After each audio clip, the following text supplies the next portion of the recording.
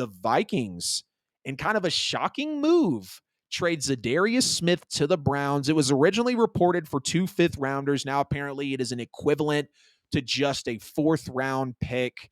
It's had something to do with money. I don't know if it was necessarily of Z Smith wanting to be there.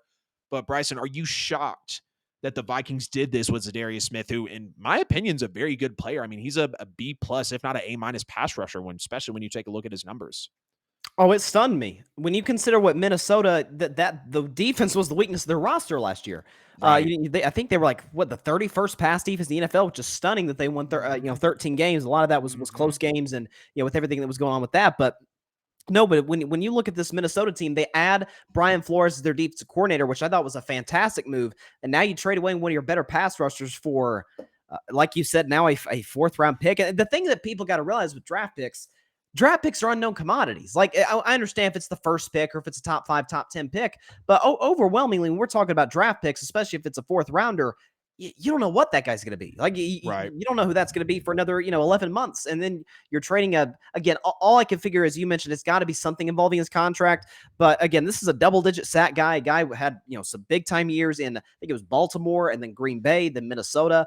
Now you pair him with Myles Garrett. That is a scary front seven in Cleveland. Myles Garrett, one of the probably 5 best defensive players in the league. Now you give him one of the better pass rushers opposite side. Za'Darius Smith, I think, is due for a big year because we all know Garrett's going to command the attention of those offensive lines. So, but that was a real head scratcher move by a Vikings team that you would think would have some momentum coming off of last year. And now, by the way, you have the Dalvin Cook situation, which feels a little bit in limbo. Yeah, what's the latest on that? I know there's been crazy talks about him maybe not coming back, and I know he battles some injuries every now and then, but what's the latest on that? Listen, I don't have any sourcing. All I saw today was that the Vikings, I don't know if it was on their website, it was like a promotional thing, season tickets.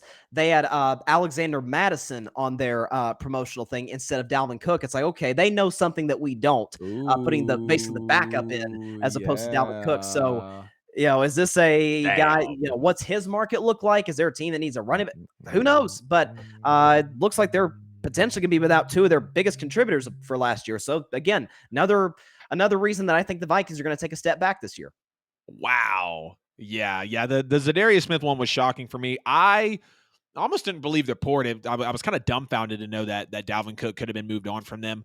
I know, poor running back market. The highest paid running back in the league right now, I think, is Christian McCaffrey at 12 or 13. Right behind it is Aaron Jones at 11 million a year. So just to know, what they go through and how their market continues to depreciate. And I believe that's kind of the situation in that they're in with Dalvin Cook. And Alexander Madison is good. He's not Yeah, Dalvin he's a good Cook. player. I believe on any given day, Dalvin Cook is one of the few players in the league that can change a game when he touches the football. And I believe he's an elite running back.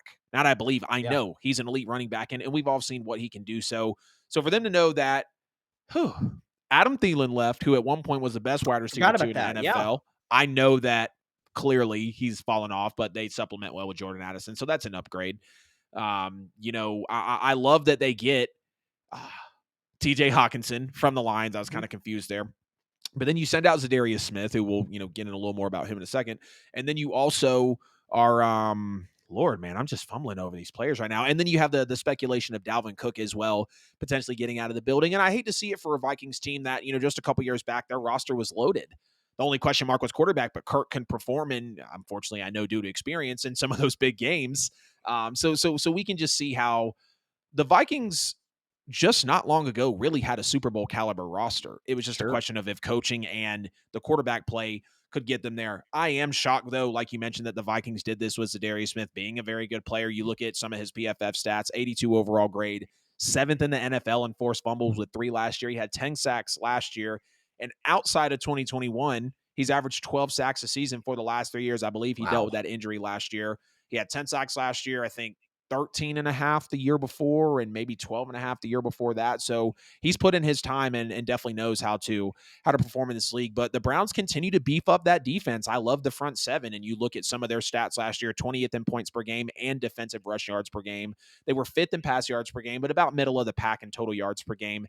at 14th. And we know Deshaun Watson coming back last year, being out the first 11 games. We really didn't know what the Browns were going to be, and that kind of handicapped them for the first part of the season. But knowing that Amari Cooper is there, who still quietly had a good season He along did. with quarterback turmoil as well. Elijah Moore comes in. Cedric Tillman out of Tennessee was drafted. Marquise Goodwin, who really isn't not a player that's going to get a lot of looks or touches in the league, but a guy that when you use his speed correctly, which I definitely believe the Browns could, knowing that they have a Nick Chubb, knowing that they have a Deshaun Watson to complement that, they could put him in a good spot and really help him produce on this football team. But talking about that Browns defense, I mean, now we're looking at Myles Garrett, Dalvin Tomlinson, and Za'Darius Smith on that defensive line. You got Mhm. Jeremiah Owusu-Koramoah, who was the linebacker out of Notre Dame, Jock for short, that came out of college. You also got Denzel Ward that came out of LSU. You had Grant Delpit that came out of LSU. Greg Newsome was a corner they just picked up a couple years ago. Juan Thornhill comes over from the Chiefs. This front seven in this, see, I almost said Viking, this Browns defense definitely looking to improve. Definitely, I think is going to be a team next year that I think a lot of people are going to sell stock before the year even starts. I think a lot of people are going to be out on the Cleveland Browns. And if they win 11, 12 games, I'm not shocked because I know what Deshaun Watson is. I'm not here to talk about the off field stuff. Not here to do that at all. This is an NFL show. We talk about what players do on the field. And I see what he did in his last season with Houston. That was very quiet, not winning a lot of games, but played his ass off. And then he comes in for the Browns and has an okay year considering he misses the first 11 games of the season. But y'all get in the comments as always. Get in the chat. Let us know. What are your thoughts on Za'Darius Smith to the Browns?